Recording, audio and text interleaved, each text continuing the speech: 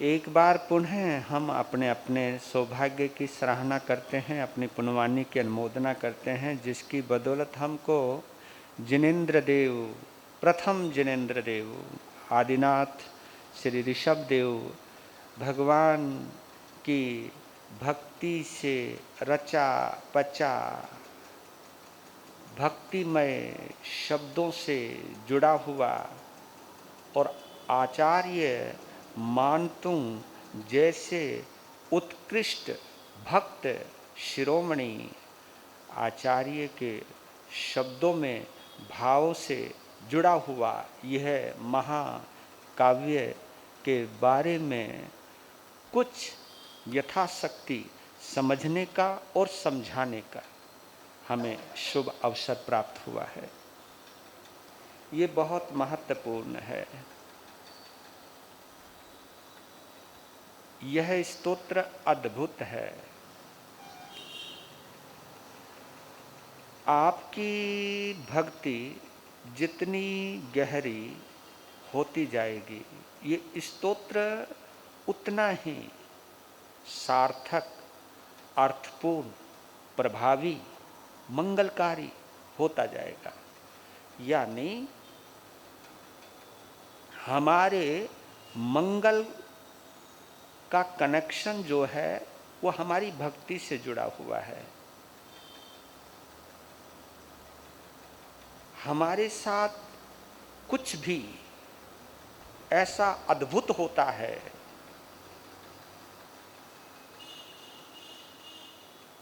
जिसकी हम कल्पना नहीं कर सकते, उसी को हम अतिशय कहते हैं, उसी को हम चमत्कार कहते हैं।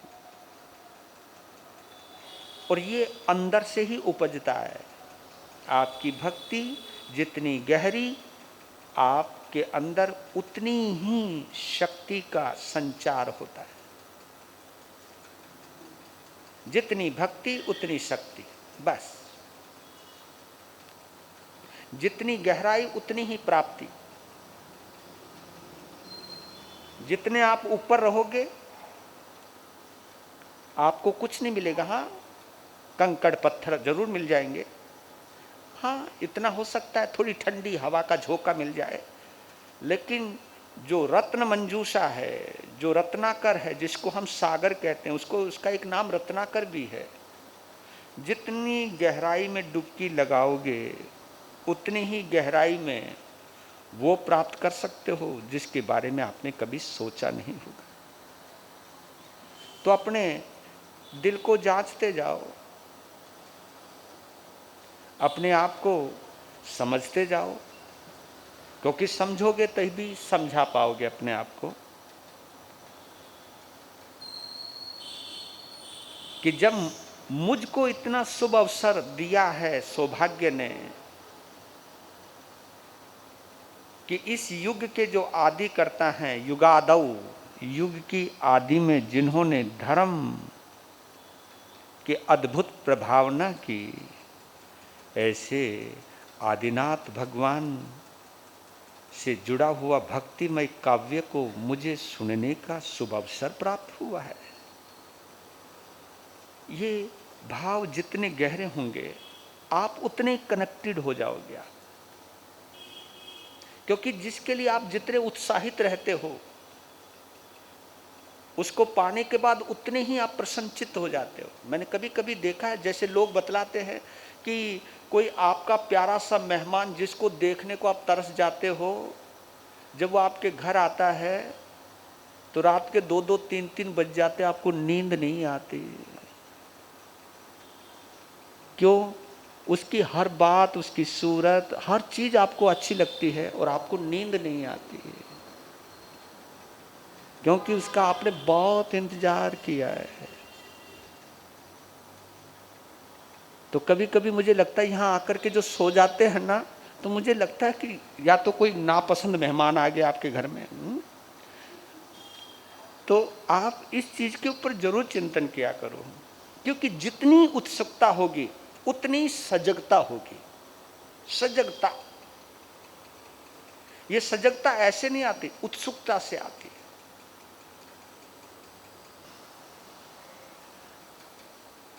आपकी नजरों में जो भी महत्वपूर्ण होगा,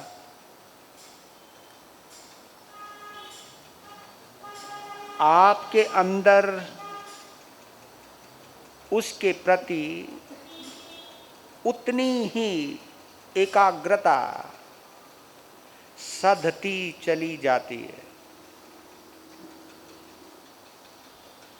लीजिए, आज 8वां श्लोक है, बड़ा अद्भुत है, लेकिन सब कनेक्टेड हैं एक दूसरे से। अगर देखा जाए तो एक एक श्लोक अपने आप में अद्भुत है, लेकिन अगर हम पीछे जाएं, पीछे से आगे आते जाएं और वहाँ पर पहुँचे तो ऐसा लगता है कि ये आचार्य मानतुंग ने इन श्लोकों को कितनी एकाग्रता में, कितनी भक्ति के साथ और कितनी मस्ती के साथ जोड़ते चले गए, बोलते चले गए, सजाते चले गए, अपने आप को प्रभु के चरणों में अर्पित करते चले गए, समर्पित करते चले गए, डूबते चले गए।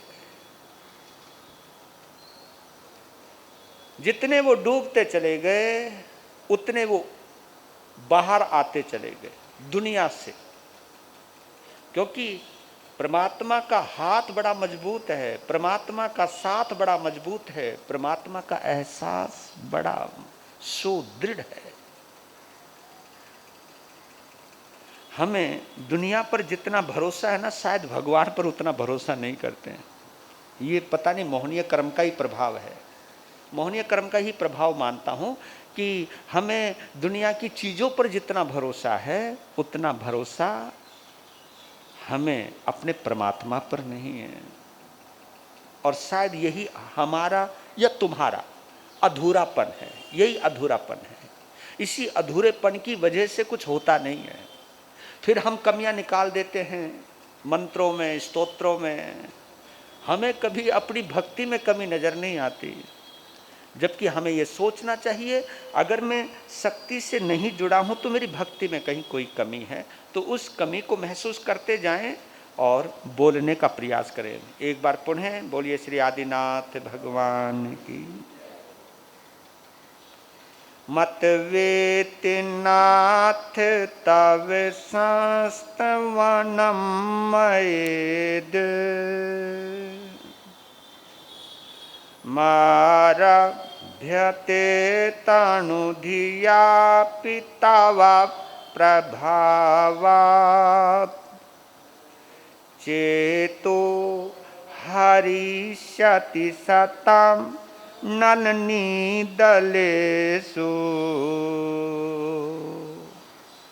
मुक्ता फलद्युतिमुपैति नन्नुद्बिन्दुः, मुक्ता फलद्युतिमुपैति नन्नुद्बिन्दुः।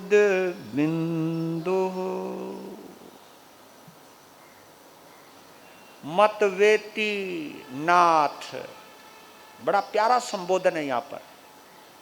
मत वेति नाथ तव संस्तवनम मयेद, मारभ्यते तनुधियापि तव प्रभावात्, मारभ्यते तनुधियापि तव प्रभावात्, चेतो हरिष्यति सताम नलिनी दलेषु, मुक्ता फलद्युति मुपैति नन्नोद बिंदु। इस श्लोक में संगति, संगति, संगत की रंगत,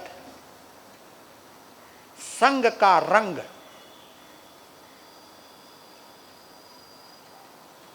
सन्निधि सानिध्य का कमाल, नेश्राय का जादू, क्या गजब है। लेकिन इसकी शुरुआत किससे हुई है? मतवेति नाथ, मतवेति नाथ।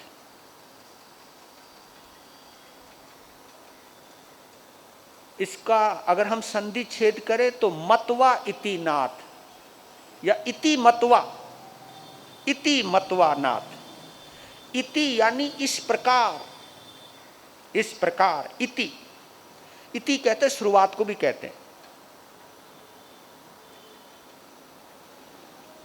इस इति में अंत भी है। मेरा तो सब कुछ तू ही है, ये क्योंकि नाथ शब्द है। नाथ कहते मालिक को, नाथ यानी स्वामी, नाथ यानी मालिक।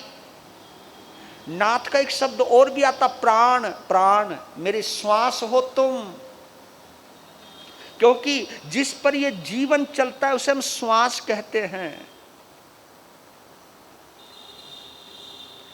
नाथ बॉस को भी कहते हैं, इंग्लिश में सर, SIR, सर। अगर हम इसको हिंदी में प्रोनाउंस करें तो सिर बनता है, सिर, सिर, SIR, सिर बनता है। और वैसे इंग्लिश में करो तो सर बनता है। सर हम उसी को कहते हैं जिसके आगे हमारा सिर झुकता है, सिर झुक जाए वो हमारा सर है। आचार्य मानतुंग कहते हैं कि जब से मैंने आपको अपना नाथ माना है तब से मैं अनाथ रहा ही नहीं। पहले सोचता था कि मैं अनाथ हूं, मेरा कोई नाथ नहीं, मैं अनाथ हूं, असहारा हूं, बेसहारा हूं। लेकिन जब से मैंने प्रभु आपको अपना नाथ मान लिया, मैं सनाथ हो गया।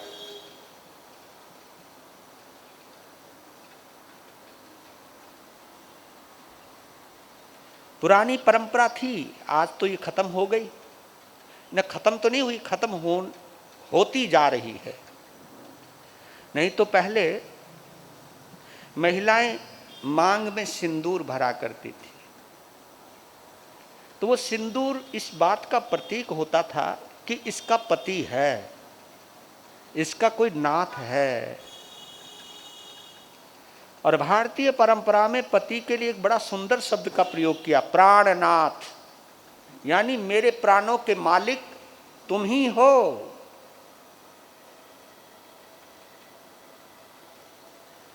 तो पहले जिस महिला की मांग में सिंदूर भरा हुआ देखता था तो समझ जाते थे ये विवाहित है, इसका सुहाग जिंदा है, ये सधुआ है, ये पहचान हुआ करती थी। किसी की मांग को देख करके पता लग जाता था कि ये पूछने की जरूरत नहीं कि तेरी शादी हुई क्या, ये पूछने की जरूरत नहीं पड़ती थी। क्यों नहीं पड़ती थी? क्योंकि मौजूद है उसकी निशानी। लेकिन मुझे लगता है आज की महिलाओं को इंटरेस्ट नहीं रहा ज्यादा पति में। नो कौन खोपड़ी खराब करे, हाँ, बाल खराब करो, बीच में रंगा पोती करो, ये का पता नहीं है या नहीं, वो तो आप लोग जानो, मुझे मालूम नहीं। अच्छा, बिंदी रहेगी, इसी में खुश हो आप, बढ़िया।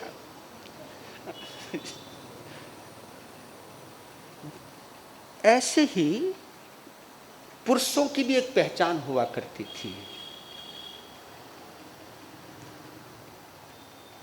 जो अपने माथे पर तिलक लगाते थे। क्योंकि कुछ भी हो, महिलाओं का तिलक यहां से निकलकर यहां पहुंच जाता था, लेकिन आदमी को भी एक गुंजाइश रखी थी तिलक लगाने की। तिलक का मतलब भी यही है, किसी के माथे पर तिलक लगा हो तो ये पता चल जाता था ये भक्त हृदय है, ये भक्त है, यानी ये किसी भगवान को मानता है। तिलक से पता लग जाता था। ये पुरुष प्रदर्शित करता था, वो भगवान के नाम का तिलक लगाता था। ये आज्ञा चक्र है, हाँ, ये तिलक इस चीज का प्रतीक हुआ करता था कि मेरा कोई भगवान है और मैं तिलक के रूप में अपने भगवान को यहीं पर रखता हूं। वो इसलिए रखता हूं कि ताकि मेरी सोच कहीं गड़बड़ाए ना, मेरी मति कहीं खराब ना हो, मेरी बुद्धि कहीं भ्रष्ट ना हो, क्योंकि मैं भक्त हूं भगवान का, मैं प्रेमी हूं परमात्मा का। ये तिलक भी इस चीज का प्रतीक हुआ करते थे।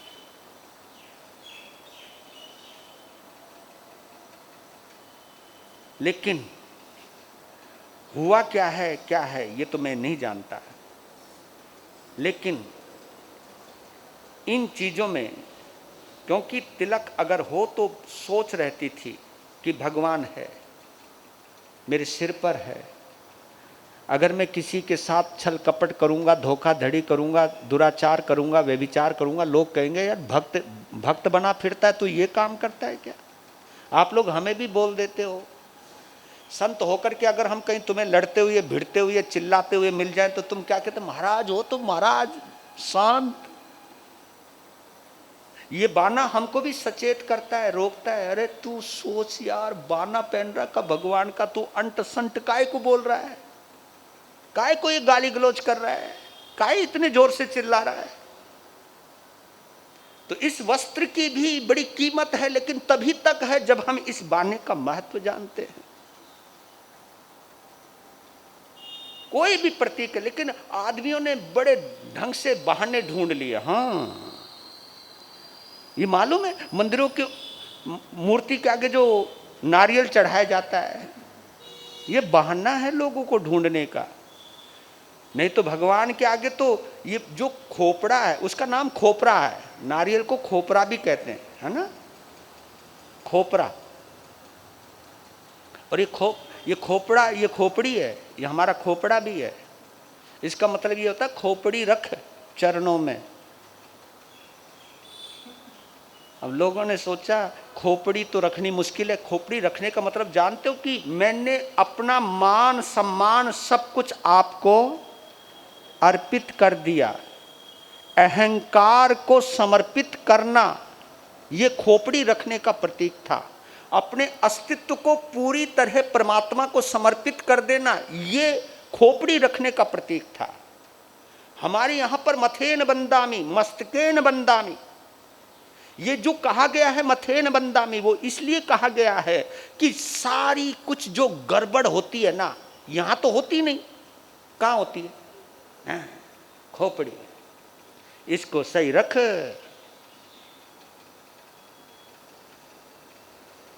मस्तक झुकाने का मतलब होता है झुक जाना। झुकने का मतलब है स्वीकार कर लेना, चाहे अच्छा हो चाहे बुरा हो, सब परमात्मा का प्रसाद समझकर स्वीकार कर लेना। मत वेति नाथ, ये गहरा अर्थ है इसका। मत वेति नाथ कि आपको अपना नाथ मान लिया, आपको अपना मालिक मान लिया, आप मेरे दिल के बादशाह हो, मेरे दिल के, मेरे श्वासों के शहंशाह हो, मेरे दिल के बादशाह। आपकी हुकूमत चलती है मेरे ऊपर, क्योंकि हमने समर्पित कर दिया। फिर भगवान की आज्ञा, इसी को तो कहते हैं अज्ञानुवर्ती। आप सोचो ना, अचरज की बात है, जिसका देव अरिहंत हो, गुरु निर्ग्रंथ हो और धर्म दया प्रधान हो, यही बोला जाता है। हमारे बचपन से यही रटाया जाता था पहले, देव हमारे श्री अरिहंत, है ना, देव हमारे श्री अरिहंत, गुरु हमारे निर्ग्रंथ संत, धर्म हमारा दया प्रधान। जब तीन बातें आ गई, फिर गड़बड़ कहां रह गई, फिर गड़बड़ हुई कहां, ये तो विचारणीय प्रश्न है। क्योंकि जिसका देव अरिहंत हो, वो अरिहंत जो राग द्वेष को जीत चुका, और हम छोटी छोटी बातों पर लड़ रहे हैं। हमारे अंदर इतना राग द्वेष भर गया है।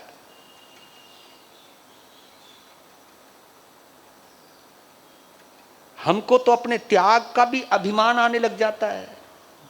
कभी कभी संतों की बहुत त्याग हो जाए तो अहंकार आने लग जाता है। घर में माताओं का कई जगह तो यही लफड़ा है। माता ने कई त्याग कर रखे हैं, जो जो उम्र बढ़ती गई त्याग करती गई, बड़ी, और त्याग इतना कर लिया कि उसकी नई बहू आई, पोता बहू आई, पुत्र बधू आई, तो अब क्या होने लग गया कि त्याग तो माता जी ने कर रखा है, लेकिन बहू को देखे बुड़ बुड़ बुड़ बुड़ बुड़ बुड़, रे सारे दिन खावे, सारे दिन खाती रहे, यूं नहीं मुंह बंद हो जाए इसका। अरे तू अपने त्याग का मजा ले, उसको खाने का आनंद लेने दे। बस त्याग तूने क्या कर, पर लेकिन तू बुड़ बुड़ बुड़ बुड़ काहे को कर रही है? क्योंकि उसे त्याग पचा नहीं, इसलिए उसे त्याग नजर आता है। नजर आता तो बताता है, बताता है तो दिखाता है, दिखाता है तो अकड़ता है। पर लेकिन जहां हमने कहा मतवेति नाथ, जब हमने नाथ मान लिया, अरे सारी गड़बड़ खत्म। फिर उसके बाद शुरुआत हुई है तव संस्तवनम मयेद। आचार्य मानतुंग बोल रहे हैं कि तुम्हारा ये स्तवन, तुम्हारा ये स्तोत्र, तुम्हारी ये स्तुति, तव स्तवन, तव स्तवनम मयेद, तुम्हारा, मयेद कहते मया इदम, यह जो स्तोत्र है, यह है इदम, इदम मानी यह है, मया यानी मेरे द्वारा जो किया जा रहा है, जो आपकी स्तुति मेरे द्वारा की जा रही है। आरभ्यते मारभ्यते, आरभ्यते तनुधियापि तव प्रभावात्। क्या बात है, यह है समर्पण, कि मैं जो भी कुछ रचना रच रहा हूं, जो भी मैं आपकी स्तुति कर रहा हूं, तव प्रभावात्, ये सब तेरा ही प्रभाव है। सब कुछ मैं कर नहीं रहा, तुम करवा रहे हो। नहीं तो मेरी क्या औकात, मेरा क्या सामर्थ्य। क्योंकि मैं, उन्होंने स्वीकार किया, तनु धियापि, तनु कहते छोटे को, धी कहते बुद्धि को, कि मैं मंद बुद्धि, क्षुद्र बुद्धि, कम बुद्धि वाला होने के बावजूद भी अगर मैं स्तुति कर रहा हूं, स्तोत्र की रचना कर रहा हूं, ये सब आपका चमत्कार है। हाँ, ये सब आपका चमत्कार है, मेरा कुछ नहीं।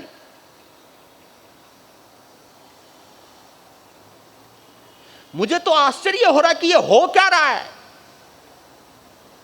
क्योंकि सामर्थ्य नहीं है मेरे अंदर इतना। ये स्वीकार कर रहे हैं, ये देखिए दिल से स्वीकार करना, और कभी कभी हम दिखावटी भी स्वीकार करते हैं। हाँ, नहीं तो आप जब कभी संतों को अपने घर पे ले जाते हो तो कहते हैं, गुरु महाराज हमारी झोपड़ी में कदम डालो ना, कदम डालो ना हमारी झोपड़ी में। आप अपने महल को झोपड़ी बता रहे हो, पता नहीं किस भाव से कह रहे हो, आप चेक करना। लेकिन कभी कभी आप अपना मकान दिखाने के लिए भी, हाँ, और कभी कभी गुरु महाराज को लावें, महाराज ने कुछ त्याग तपस्या जप तप करते रहते हैं, इनके प्रभाव से यहाँ पर जो कोई गंदी गुंदी आत्माएं हों वो सब निकल जाएंगी, और गुरु महाराज के आने से अगर यहाँ पर कोई बुरे ग्रह हों या बुरी आत्माओं का वास, वो सब निकल जाए तो इससे अच्छा क्या है। पर लेकिन बताऊं कैसे, गुरु महाराज आप अपने भक्त की झोपड़ी में, कुटिया में पांव डालो ना, चरण डालो। और देखो शब्द बड़े प्यारे हैं, शब्द बड़े भक्तिपूर्ण हैं, लेकिन अब ये देखिए वो हृदय से निकले हैं या जबान से निकले हैं, या गुरु महाराज को प्रभावित करने के लिए निकले। वो आप अपने आप को चेक करना, उसमें मैं तो सर्वज्ञ हूं नहीं, मैं तो जानता नहीं। लेकिन और भी गड़बड़ हो जाती है। उस महल में जाने के बाद, शानदार हवेली में जाने के बाद, अगर महात्मा जी या संत कुछ बोले नहीं तो तब मैंने पता चेक किया कि कुछ है गड़बड़। कुछ बोलना नहीं तो बोले, गुरुजी आपको कुटिया कैसी लगी? तेरा अब बताओ अब कैसी लगी? अब एक तरफ तो तू कुटिया बता रहा है और दूसरी तरफ तू अब उसकी प्रेज भी चाहता है, उसका मतलब उसके बारे में मैं कमेंट्स भी दूं। अगर वो दिखाने के लिए कुटिया बोल रहा है तो वहां पर छलावा है। कुटिया बोल दिया तो ये कहने की बात कहां से आ गई कि कुटिया कैसी लगी? साफ कहो ना कि आपको हमारा मकान कैसा लगा, बोलो, कम से कम स्पष्टता तो रखो। और कभी कभी तो आप लोग हर जगह गुरु महाराज के चरण, है ना, दिखाते रहते हो, है ना, जी ये देखो, जी ये देखो, ये देखो, ये देखो, देख भी लेते हैं। और आजकल तो लोग महाराज को वो वहाँ बाथरूम तक भी ले जाने लग गए ना, उनके देखो जी महाराज ये दिखने में इतना है लेकिन यहाँ लाखों रुपए लग गया। बोला ठीक है जी, बड़ी कीमती चीज है, फ्रेश रूम। तो कहने का भाव ये दिखावटी पर नहीं, यहां पर जो बोल रहे तनो धियापी कि मेरी छोटी सी बुद्धि होने के बावजूद भी मैं जो आपका स्तवन कर पाया, यानी क्षुद्र बुद्धि होकर के आप जैसे विराट व्यक्तित्व को मैं शब्दों में पिरो पाया। मुझे आश्चर्य हो रहा कि ये हो क्या रहा है, लेकिन ये सब कुछ आपकी वजह से हो रहा है, नहीं तो मेरा सामर्थ्य नहीं था। ये स्वीकार कर रहे हैं अपनी असमर्थता को और प्रभु की महिमा को स्वीकार कर रहे हैं। जो व्यक्ति अपनी असमर्थता को स्वीकार नहीं करेगा वो कभी परमात्मा के प्रभाव को स्वीकार कर नहीं सकता। स्वीकार यानी धारण नहीं कर सकता। अगर परमात्मा का प्रभाव हमारे ऊपर बरसता है वो तभी बरसता है जब हम उसे अपने से बड़ा मानते हैं और हम जो कुछ भी देते हैं वो बहुत छोटा नजर आता है, बल्कि शर्म आती है कि आप कहां और ये भेंट तो कुछ भी नहीं।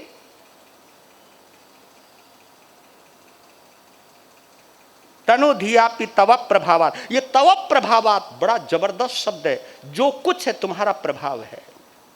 मेरे पास तो केवल शब्दों का द्रव्य है, थोड़ा सा भक्ति भाव है, लेकिन ये भाव अगर ये चमत्कृत हुए हैं, ये शब्द अगर सुशोभित हुए हैं, ये शब्दों में अगर कोई आकर्षण आया है, क्योंकि आगे बोल रहे चेतो हरि सती सताम नलिनी दलेशु, ये तो बोल दिया उन्होंने, चेतो हरिष्यति सताम। चेतो यानी चित्त, चित्त, ये बहुत अच्छा शब्द बोला है। आपको मैं एक दिन पता नहीं बोला था या नहीं बोला था, बुद्धि हमेशा प्रभावित होती है।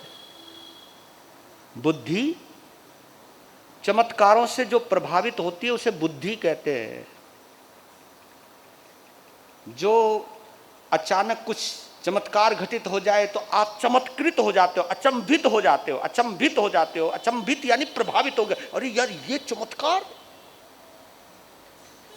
चमत्कारों से जो प्रभावित, क्योंकि बुद्धि हमेशा चमत्कारों से प्रभावित होती है, लेकिन जो चित्त होता है, चित्त, चित्त यानी हृदय, ये भावित होता है। भावित, एक चीज होती है प्रभावित, एक चीज होती है भावित। हृदय हमेशा भावित होता है। भावित, भावित होने का मतलब है एक बार जब भावित हो जाता है फिर वो निकलता नहीं अंदर से। चमत्कार जब होता है तभी आप चमत्कृत होते हो, लेकिन दूसरी दुनिया में जाते तुम भूल जाते हो, क्योंकि तुम वो चमत्कृत वहीं हुए थे, अचंभित वहीं हुए थे, प्रभावित वहीं हुए थे। जैसे आप दूसरी की दुनिया में गए, कहीं वहां और कुछ मिल गया तो भूल जाते हो आप, लेकिन जो भावित हो गया, हाँ, जो भावित हो गया, जो अंदर तक चला गया, फिर आप बाजार में भी बैठे हो तो भी तुम्हें वही याद आता रहेगा जो सुना है आपने। मित्रों में भी बैठो तो भी वो चर्चा वही सुनाओगे। उनको सुन, आज इतनी गजब की बात सुनी गुरु महाराज ने, भाई मैं तो रोंगटे खड़े हो गए। आप इतने प्रसन्नचित्त हो गए कि आप अपनी खुशी का इजहार करने लगे, बतलाने लगे। मित्रों में क्या, दोस्तों में क्या, बाजार में क्या, कहीं वो निकलता ही नहीं। रात को सोते वक्त भी उसकी याद आवे, हर चीज में वही याद आवे। यह है भावित होना। ये चेक करना कि हम प्रभावित ज्यादा होते हैं या भावित होते हैं। भावित होने वाला भव पार करता है, प्रभावित होने वाला नहीं करता,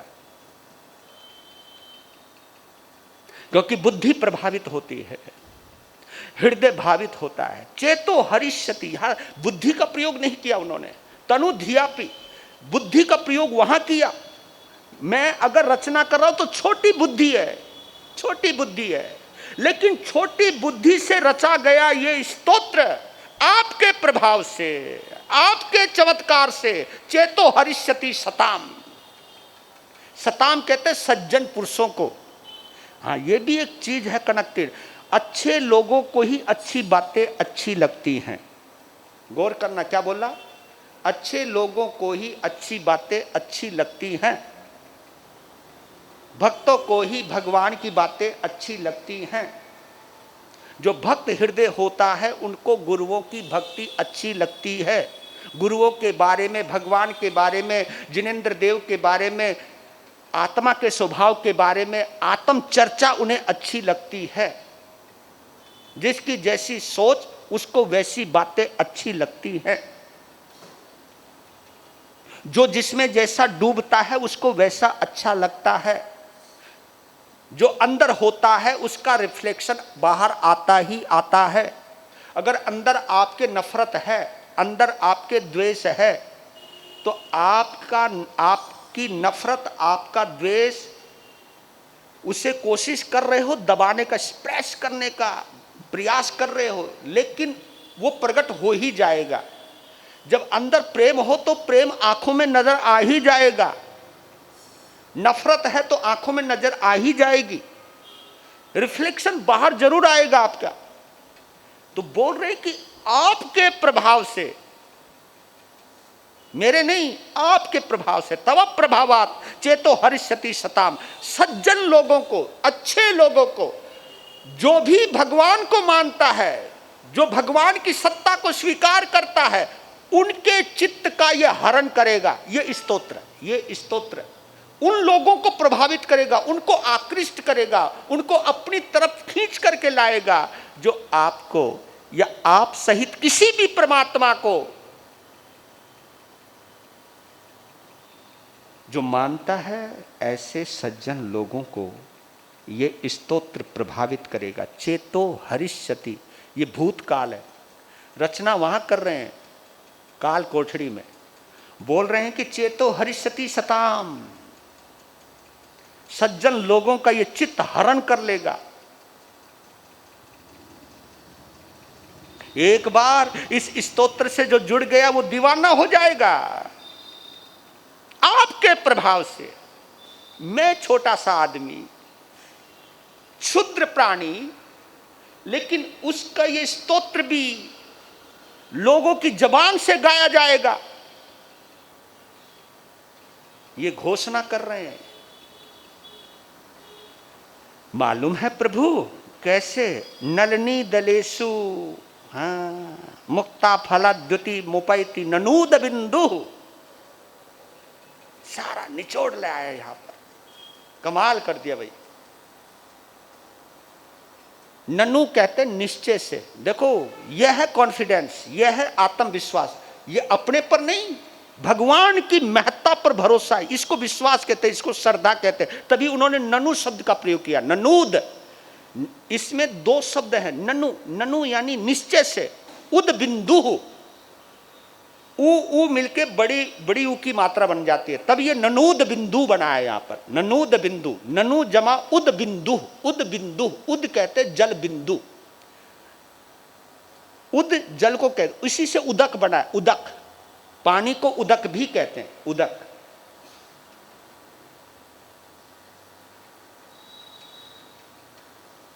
उद बिंदु यानी जल बिंदु। अब देखना, गौर करना यहां पे क्या गजब है। नलनी दलेसु, कमल के पुष्प, कमल के पुष्प, कमल के फूल, कमल दल, दलेसु, नलनी दलेसु, क्योंकि वो डंठल के ऊपर रहते हैं, नल के ऊपर रहते हैं, उसे नलिनी कहते हैं, नलिनी। तो कमलनी भी बोलो, तो नलिनी दलेसु, कमल दलों पर, पद्म सरोवर में जहां पद्म ही पद्म खिले हुए रहते हैं, कमल के फूल खिले हुए रहते हैं, कमल के पुष्प इतना चमकीला होता है, इतना चमकीला होता है, पूछो मत। और उस कमल के फूल पर अगर पानी की बूंद पड़ जाए, पानी की, अब पानी अपने आप में एक शुद्र है, पानी है क्या अपने आप में? पानी अपने आप में तो कुछ नहीं, वो बात अलग है कि आज पानी की बड़ी कीमत है, लेकिन जिस समय इसकी रचना चल रही है तो पानी तो परमात्मा का दिया हुआ है, प्रकृति का दिया हुआ है कि पानी की क्या कीमत है। लेकिन कमाल है, पानी की बूंद मुक्ता फल द्युति, मुक्ता फल यानी मोतियों की तरह चमकती है वो बूंद, मोती की तरह चमकती है। पानी की बूंद मोती की तरह चमकती है। पानी की बूंद अपनी वजह से नहीं चमक रही, किसकी वजह से? कमल के फूल की वजह से। वो बूंद अपने आप में सामान्य बूंद है, सामान्य बूंद है, लेकिन वो बूंद जब कमल पत्र पर पड़ जाती है, कमल पत्र पर रह जाती है, कमल पत्र पर टिक जाती है, तो देखने वाले को दूर से ऐसा लगता है जैसे कोई मोती रखा हुआ है वो बूंद ही, लेकिन लगता है वो मोती के बराबर। क्या तुलना की, अपने स्तोत्र की तुलना की है जल बिंदु से, कि मेरा ये स्तोत्र तो केवल जल की तरह, जल की बूंद की तरह है, लेकिन ये लोगों के चित्त का हरण करेगा, ये जल की बूंद भी मोती की तरह दिखाई देने लगेगी, लेकिन वो मेरी वजह से नहीं, वो आप जैसे कमल पत्र की वजह से। नहीं तो मेरा स्तोत्र तो केवल जल की बूंद है, लेकिन अगर ये लोगों को आकृष्ट करता है, करेगा, तो प्रभु इसमें आपकी कृपा है, आपका करिश्मा है, आपका जादू है। क्या गहराई है। इसलिए एक चीज जरूर कहना चाहता हूं,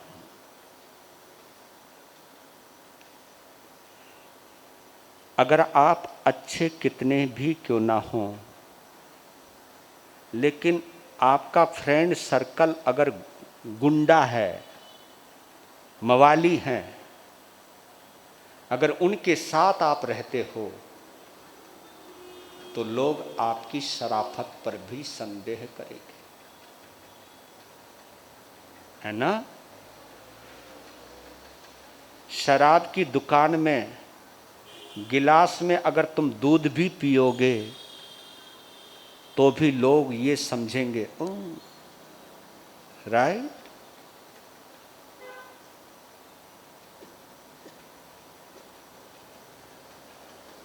और आप चाहे अंदर से कितने भी गंदे क्यों ना हों बाई चांस, लेकिन शुभ योग से, संयोग से अगर आप किसी सत्संग में बैठे हुए हो तो देखने वाला ये सोचेगा यार भक्त आदमी है। ये इस आंगन का चमत्कार है, ये संतों का चमत्कार हो सकता है, ये गुरुओं का चमत्कार हो सकता है। इसलिए मैं कभी कभी, हम संतों के ऊपर बहुत बड़ी रिस्पॉन्सिबिलिटी है, बहुत बड़ा उत्तरदायित्व है हमारे ऊपर, कि हम अपने पास आने वाले लोगों को इतना भद्र बना दें, इतना सुभद्र बना दें, इतना संभ्रांत बना दें, संभ्रांत मतलब इतना सज्जन बना दें कि मेरे पास आने वाला व्यक्ति, श्रावक या श्राविका, हर साधु साध्वी का सम्मान करे। तो मालूम है ये दुनिया सब कुछ जानती है, सब कुछ देखती है। अगर मुझे मानने वाला श्रावक या श्राविका किसी भी साधु साध्वी का अपमान करता है या भेदभाव करता है या करती है, तो आप ये मत भूलना कि देखने वाला केवल तुम्हें देख रहा है, नहीं, देखने वाला ये भी सोच रहा है कि इसके तार किससे जुड़े हुए हैं, ये किसको मानता है। तो हम संतों की बड़ी रिस्पॉन्सिबिलिटी है कि मुझे मानने वाला केवल इस वेश को ना माने, केवल मुझे ना माने, बल्कि हर किसी को सही ढंग से माने। दूसरी बात और कह रहा हूं, अगर हम अच्छी गति में जाना चाहते हैं, सुगति बोलते हैं उसे, सुगति, अगर सुगति की इच्छा है तो सत्संगति जरूर करना, क्योंकि बिना सत्संगति के अच्छी गति नहीं मिलती। दुर्जन से दुर्गति मिलती है और सज्जन से सुगति मिलती है। तो यही तो बोल रहे हैं आचार्य मान, तुम कमाल है, वो यही तो कह रहे हैं कि कमाल है, मेरी स्तोत्र रूपी छोटी सी जल की बूंद अगर मोती की तरह नजर आ रही है प्रभु, अगर मेरी बूंद को तुम्हारा नाम का कमल पत्र ना मिला होता तो ये बूंद कभी मोती ना बनती। इस मेरी बूंद को मोती का दर्जा ये मेरी वजह से नहीं मिला, तव प्रभावात, तुम्हारे प्रभाव से।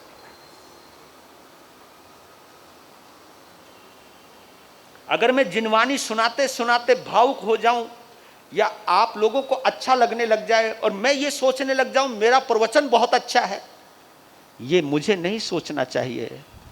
लोग ये सोचना चाहिए कि अगर लोग तेरा सम्मान कर रहे हैं तो तेरे मुख से जो जिनवानी निकल रही है उसकी वजह से सम्मान है। ये तेरा सम्मान नहीं है, ये जिनवानी का सम्मान है, ये परमात्मा का सम्मान है, परमात्मा की वजह से तेरा सम्मान है, मेरे गुरु की वजह से मेरा सम्मान है, मेरे सदगुरु मेरे परम गुरु की वजह से मेरा सम्मान है, ये तेरा सम्मान नहीं है।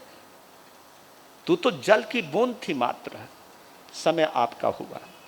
तो ये जो 8वां श्लोक है मुझे बड़ा अद्भुत लगा, बड़ा प्यारा लगा कि आचार्य की विनम्रता देखिए। मतलब जो जो वो देखते जा रहे हैं वो बोलते जा रहे हैं, जो वो बोलते जा रहे हैं। और आज ये स्तोत्र बोल रहा, क्यों बोला चेतो हरिसती सताम, ये क्यों बोला? एकमात्र ये भी एक ऐसा स्तोत्र है जिसके ऊपर कोई लेबल लगा हुआ नहीं है। लेबल समझते हो? लेबल लगा हुआ का मतलब ये नहीं कि ये केवल दिगंबरी बोलते हैं इस भक्तामर को, या केवल थानक वाले ही बोलते हैं, या मंदिर मार्गी बोलते हैं, या तेरापंथी बोलते हैं। ये स्तोत्र पूरा जैन समुदाय बोलता है, परंपराओं से परे होकर के बोलता है। इसलिए बोला चेतो हरिसती सताम नलिनी दलेशु, जो भी सुनेगा वो तुम्हारा हो जाएगा। ये सम्मान भी आपकी कृपा से मिलेगा प्रभु। वीर नाम के हीरे मोती